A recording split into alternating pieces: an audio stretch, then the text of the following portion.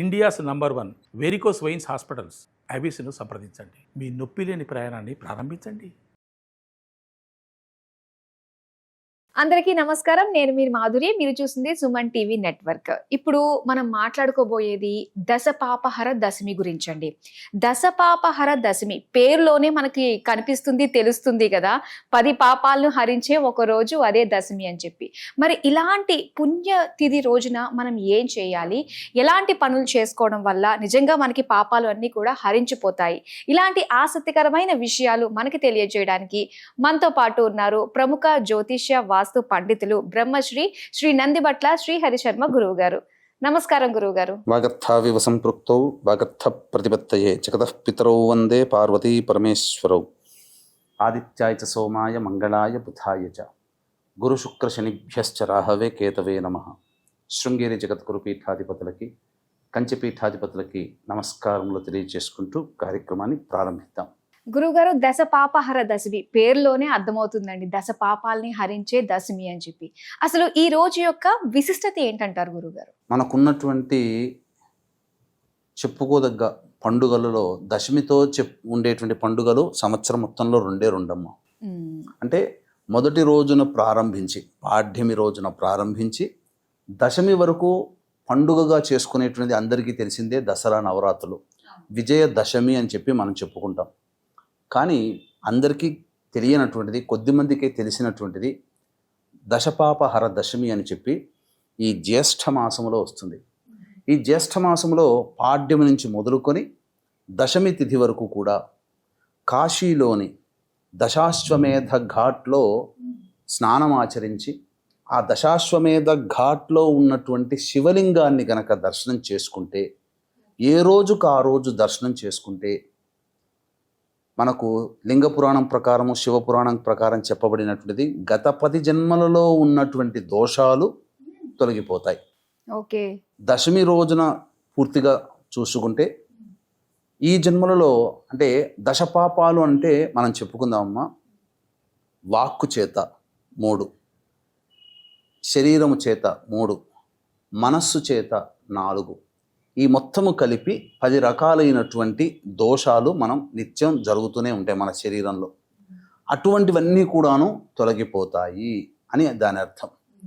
కాబట్టి మనకు చెప్పబడిందంటే ఖచ్చితంగా దశాశ్వమేధ ఘాట్లోనే ఆ స్నానం ఆచరించి ఆ స్వామిని, అక్కడ దశాశ్వమేధ ఘాట్లో వెలిసినటువంటి ఈ శివుని గనక దర్శనం చేసుకుంటే అశ్వమేధ యాగం చేసిన పుణ్య ఫలితం మన ఖాతాలో పడుతుంది. ఒక అశ్వమేధ యాగం చేయాలంటే ఎంత కష్టమో మన చరిత్రలో గనక చూస్తే తెలుస్తుంది. దశరథుల వారు 10 అశ్వమేధ యాగాలు చేసినటువంటి స్థలమే ఆ ప్రదేశం. అందుకే దశ అశ్వమేధ యాగములు అని కూడా మనకు చెప్పబడి ఉన్నట్టుంది. అందుకే దశాశ్వమేధ యాగ ఘాట్ అని అంటారు. బ్రహ్మ కూడా 10 అశ్వమేధ యాగాలు పూర్తి చేశారని అక్కడ చెప్తుంటుంటారు, అదే ప్రదేశంలో.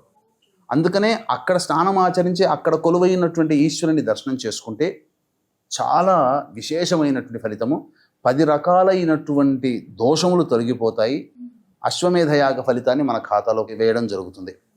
ఇంకా ప్రధానంగా చూసుకున్నట్లయితే ఈ దశాశ్వమేధ సంబంధించినటువంటి దశపాపహర దశమి జ్యేష్ఠ శుద్ధ దశమి గంగా అవతరించినటువంటి రోజుగా చెప్పబడి ఉంది. అంటే భగీరథుడు గంగని తీసుకొచ్చిన రోజు ఈ భూమి మీద ప్రదేశంలో అంటే మనకు ఈ వైశాఖ మాసము సప్తమి రోజున గంగా అవతరణంగా మనకు చెప్పబడి ఉన్నప్పటికీ కూడా మనకు ప్రధానంగా వాల్మీకి రామాయణంలో ఈ జ్యేష్ఠ శుద్ధ దశమిని గంగా అవతరించినటువంటి రోజుగా చెప్పబడింది. అంటే మనకు ఈశ్వరుడికి 2 భార్యలు అని చెప్పి మనకు లోకంలో నానుడి, పార్వతీ అమ్మవారు, గంగా.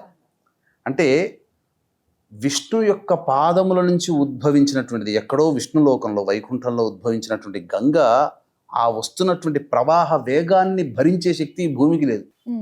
భూమి మీద పడింది అనుకోండి, భూమి అతలాకుతలమైపోతుంది. అంతటి శక్తిని నన్ను భరించేవాడు ఎవడైనా ఉన్నాడా, ఉంటే చెప్పు, అప్పుడు నేను కిందికి భూమి మీదకి వస్తాను అని చెప్పి భగీరథుడిని అడుగుతుంది.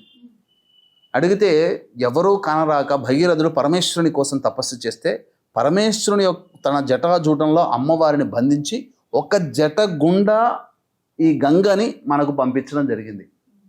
అంటే విష్ణు పాదాన్ని నుంచి ఉద్భవించి శివుని జటాజూటంలో ఉండి అక్కడ నుంచి బ్రహ్మమానస సరోవరంలో గుండా ఉండి మనకు గంగా ముఖం అని చెప్పి గంగా ఉంటుంది, యమునోత్రి గంగోత్రి, అక్కడ గంగ ఉద్భవించినటువంటి ప్రదేశం నుంచి ప్రవహిస్తూ హరిద్వార్ గుండా ఇలా ప్రవహిస్తూ కాశీ దగ్గరికి వచ్చేసరికి పరమేశ్వరుణ్ణి స్పృశించడం కోసమై అమ్మవారు ఉత్తరవాహినిగా తన ప్రవాహాన్ని మార్చుకొని ఈ విధంగా కాశీలోకి వచ్చింది. భూమి మీద అవతరించినటువంటి రోజుగా చెప్పబడినటువంటిది ఈ యొక్క దశమి. భరించేవాడే భర్త కాబట్టి ఆ రోజు నుంచి భర్తగా లోకంలో నానుడు అయిపోయింది, గంగకి భర్తగా పరమేశ్వరుడు. అవునండి. కానీ గురువుగారు మీరు అన్నారు కదా, దశాశ్వమేధ ఘాట్లో గనక మనం స్నానం ఆచరించి శివుని దర్శించుకున్నట్లయితే దశ పాపాలు పోతాయని. కానీ కొంతమందికి మాత్రమే అవైలబిలిటీ ఉంటుంది, మిగతా ప్రదేశాల్లో కొంత లక్షల మంది ఉన్నాం కదా, మరి వీళ్ళందరూ కూడా పాపాలు తొలగించుకోవాలంటే ఏంటి మార్గం అంటారు? అంటే మీరు అన్నది కూడా వాస్తవమేనమ్మా. ఎందుకంటే కాశీకి అనుకున్న ఫలంగా వెళ్ళాలంటే కాలభైరుని యొక్క ఆజ్ఞ ఉంటే తప్ప అక్కడికి అడుగు పెట్టలేం. కాబట్టి మహా అయితే ఎంతమంది, 1000 మంది లేదా 1,00,000 మంది స్నానం ఆచరిస్తారు. ఆ రోజున ఏంటంటే దశమి తిథి రోజున గంగనే కదా అన్నిటికంటే ప్రధానమైన దైవం నీటి. కాబట్టి ఎక్కడ ఉన్న నదులలో స్నానం ఆచరిస్తే ఆ నదులలో గంగ తిష్ట వేస్తుంది. కాబట్టి విజయవాడలోనైనా కానీ, తుంగభద్ర నది ఉన్నటువంటి కర్నూలు పరివాహక ప్రాంతంలో కానీ ఎవ్వరున్నా నదీ ప్రవాహం లేదా సరస్సు, చెరువులోనైనా స్నానం ఆచరించండి. బావిలోనైనా కానీ ఆ బావి నీటితో స్నానం ఆచరించండి. ఈ రోజుల్లో బావులు ఎవరికి ఉన్నాయి? కాబట్టి మనము స్నానం ఆచరించే విధానంలో ఎక్కడ స్నానం ఆచరించినా, చెరువులో, నదిలో, సరస్సులో ఆచరించినా గంగా స్నాన ఫలితం. అటువంటిది కూడా అవకాశం లేదు హైదరాబాదు, వైజాగ్ నదుల్లో ఎలా అవుతుంటుంది. కాబట్టి అందరింట్లో గంగ అనేటువంటిది ఉంటుంది. అవునండి. ఆ గంగ ఉంటుంది కాబట్టి ఆ గంగని స్నానం చేసే బకెట్లో వేసుకొని 10 చుక్కలు వేసేసి 10 చెంబులతో ఆ నీటిని శిరస్సుకు ధారగుండా మనస్సులో ఓం నమో భగవత్యై నారాయణ్యై నమశివాయై దశపాపహరాయై గంగాయై నమః అనుకుంటూ 11 సార్లు గనక స్నానం ఆచరిస్తే ఆ గంగలో స్నానం ఆచరించినట్టుగా ఫలితం. కాకపోతే ఇలా స్నానం ఆచరించేటప్పుడు చాలామంది చేయాల్సినటువంటిది ఏంటనంటే, ప్రధానంగా అందరికీ కాశీ ఒకసారి స్నానం చేసే ముందర కళ్ళు మూసుకొని ముందరగానే ఆ గంగా దశాశ్వమేధ ఘాటు అందులో స్నానం ఆచరించే వాళ్ళు అవన్నీ కూడా చూడండి. ఒకసారి చూసినప్పుడు స్నానం ఆచరించే ముందుగానే మీరు కూడా గంగని స్మరించుకుంటూ మీ మనస్సు కూడా ఆ కాశీ గంగాలో ఉన్నటువంటి అక్కడ ఆ దశాశ్వమేధ ఘాటుగా అక్కడ మన మనస్సు చేరుకుంది. మనం చేరుకున్నాం, భార్యాభర్తల సమేతంగా, పిల్లల సమేతంగా, కుటుంబ సమేతంగా ఉన్నాం, అక్కడ ఉన్నాం. ఆ ఉదయించే సూర్యుడిని చూసాం, చక్కగా నీట మునిగా ముమ్మార్లు స్నానం ఆచరించాం, అక్కడ వేంచేసి ఉన్నటువంటి ఆ యొక్క శివుణ్ణి దర్శనం చేసుకున్నామని చెప్పి మన మనస్సు ద్వారా భావన చేసుకుని చక్కగా 10 చెంబులు గనక స్నానం ఆచరించినట్లయితే తప్పకుండా మన మనస్సే కదమ్మా ప్రధానం, శరీరానికి లేకపోయినా మనస్సు ద్వారా ఆ మనస్సు స్నానం ఆచరించి ఆ మనస్సు ఆ ఆత్మ పవిత్రత పొంది ఈ శరీరాన్ని అంటిపెట్టుకున్నటువంటి ఆత్మ అనుభవించాల్సినటువంటి కష్ట నష్టాలే ఈ శరీరం ద్వారా అనుభవిస్తుంది కదా. అవునండి. దెబ్బ తగిలితే అమ్మా అయ్యా అని అంటున్నామే అంటే ఆత్మకి అది మన శరీరానికి తగులుతుంది. ఆ బాధను అనుభవించేది ఆత్మ, కానీ ఇక్కడ మనం అనుభవిస్తున్నాం.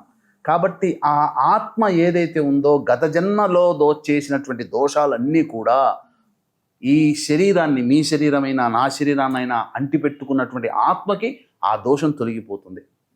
ఆ ఆత్మ ఎప్పుడైతే పవిత్రత చెంది మళ్ళీ మన శరీరంలోకి ప్రవేశం చేస్తుందో అప్పుడు ఈ శరీరము కూడా దివ్యత్వాన్ని పొందుతుంది. అందుకనే ఆత్మ అనేటువంటిది పవిత్రతగా ఉండాలి, పవిత్రత చెందుతుంది. తద్వారా గత జన్మ కర్మదోషాలు తొలగిపోతే ఈ మనస్సుకి ఆలోచనలు రావు, శరీరానికి అవకాశం ఉండదు, మాట కూడా అందరినీ ప్రేమించడం జరుగుతుంది. ఇలా 10 రకాల దోషాలు తొలగిపోతాయి. తర్వాత మనకున్నటువంటి కోరిక ఏదైతే ఉంటుందో దానికి కూడా ఒక విధానం చెప్పబడి ఉంది, సంబంధించినటువంటి దశపాపహర దశమి.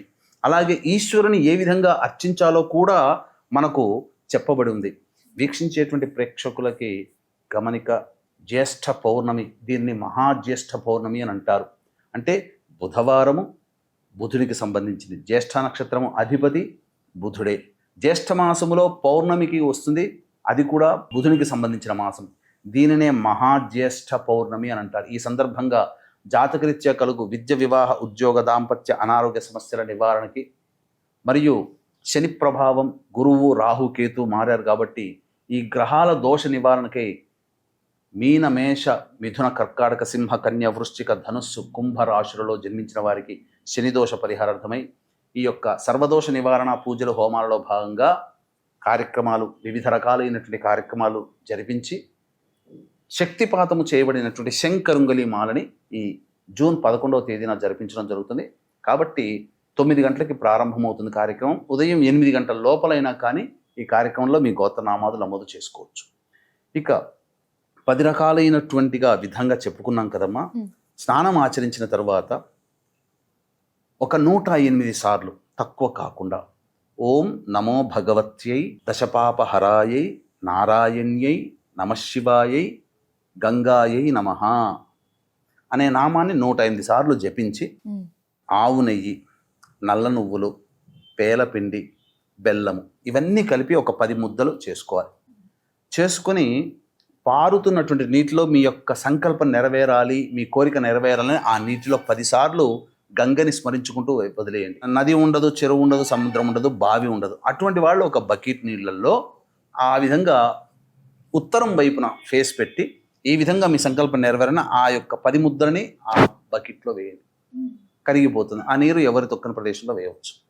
ఇక అవకాశం ఉంటే ఆ రోజు సాయంకాలం వరకు ఉపవాసం ఉంటే మంచిది, లేకపోతే భోజనం చేసినా పర్వాలేదు. సాయంకాలం ప్రదోషకాల సమయానికి 5 గంటలకల్లా మళ్ళీ స్నానాది కృత్యాదులు నెరవేర్చుకొని చక్కగా శివాలయానికి చేరుకొని ముందుగా నవగ్రహాల చుట్టూ శివాయ నమః అంటూ 27 ప్రదక్షిణలు చేసి, అవకాశం ఉంటే ప్రదోషకాలంలో చేసే అవకాశం కనుక దొరికితే ఈశ్వరుడికి అభిషేకం మంచి శుద్ధమైనటువంటి జలముతోనే చేయాలి. గంగగా భావించి జలముతోనే అభిషేకం చేయాలి. తదనంతరం 10 రకాలైనటువంటి పుష్పాలతో ఈశ్వరుణ్ణి అర్చించాలి. దశపాప హర దశమి రోజున 10 రకాలైనటువంటి పుష్పాలతో ఈశ్వరుని అర్చిస్తే ఈశ్వరుడు ప్రసన్నత చెంది అనుకున్నటువంటి సంకల్పం నెరవేరుస్తాడు అని చెప్పవచ్చు. నిజంగా 10 రకాల పాపాలు తొలగిపోవడమే కాదు, మనం అనుకున్న కోరికలన్నీ కూడా నెరవేర్చే విధంగా ఒక చక్కటి మార్గాన్ని మా అందరికీ తెలియజేసినందుకు ధన్యవాదాలు గురుగారు. సర్వం శ్రీ ఉమామహేశ్వర పరబ్రహ్మార్పణమస్తు.